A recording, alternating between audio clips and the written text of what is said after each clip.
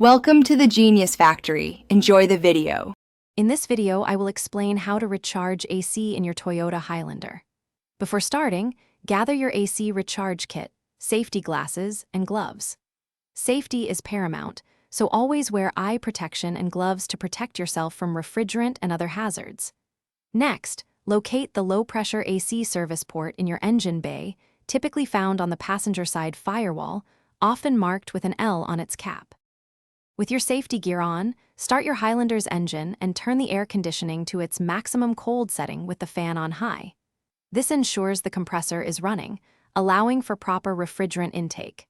Now, carefully attach the recharge hose from your kit to the low-pressure service port. The fitting is designed to only connect to the low-pressure side, preventing mistakes. Make sure the connection is secure to avoid any refrigerant leaks. Once connected, slowly begin adding the refrigerant by pressing the trigger on the can. Continuously monitor the pressure gauge on your kit.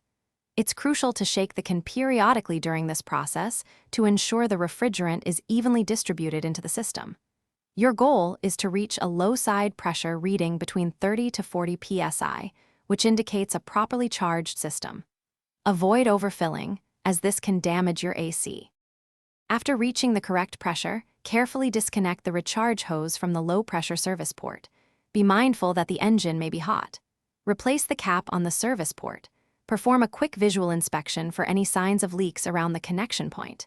Enjoy your newly recharged, cold AC. Also, for those looking to simplify their week, check the description for a link to amazing leak-proof meal prep containers and other great deals.